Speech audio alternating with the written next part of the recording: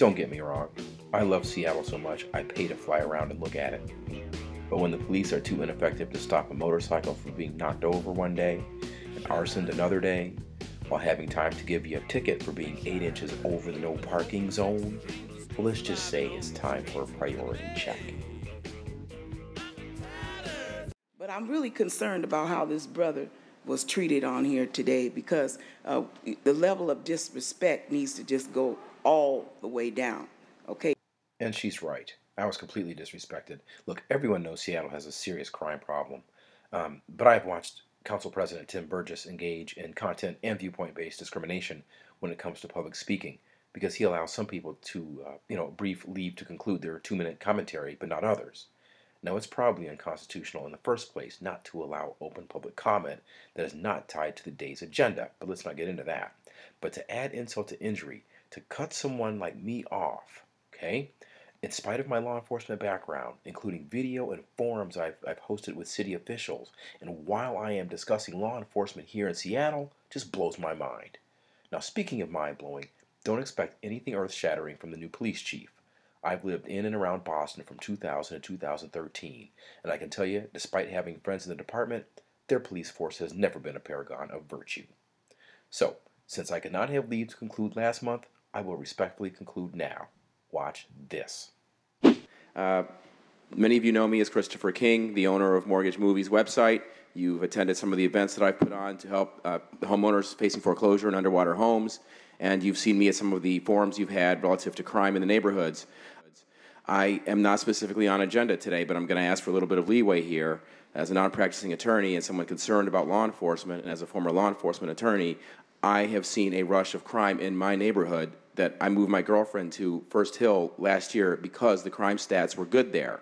Since I moved in there, the laundry list, I've had a motorcycle run over, a motorcycle lit on fire, my girlfriend's windshield shattered. Okay, thank God I had coverage, full coverage on the bike. I have seen 20 other cars with their windshield shattered. I've seen 2 dumpster fires in my building. I've seen the front door to my building damaged 3 times by attempted break-ins with a crowbar. I've seen my neighbor up the hallway have a TRO against a neighborhood creep who was stalking her and who stalked my girlfriend as well. And I've seen my building super's car stolen from right next to our building in 9 months, okay? And I know the postal carrier told me that the neighborhood has gone, I won't be profane here, but it's gone downhill. And this is a serious matter. We had Sergeant Bellingham in our building last year to discuss crime, okay? And the day after that was when my girlfriend's windshield was shattered and with 20 other cars in the neighborhood. You know, so I'm now on my 4th police complaint in a year, less than a year. I moved here in July. So at this point, we were assaulted in our building the other day by a resident.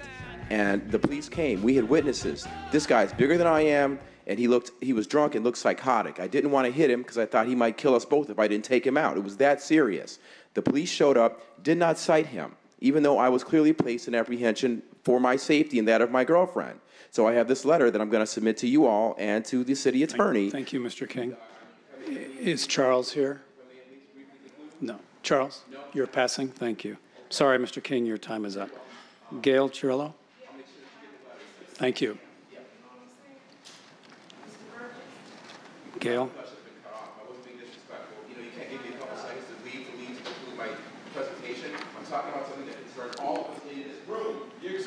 Mr. King, I'm sorry, your time's up. Gail? Before it started, apparently the police didn't do anything when the whole incident happened. The police told me the fire department was going to take forensics of my motorcycle. And guess what happened when I called the fire department? They told me to call the police. Yeah, I taped it all up. I taped it all. Please sit down. You're disrupting our meeting. Thank you. My life is disrupted by the ineffable.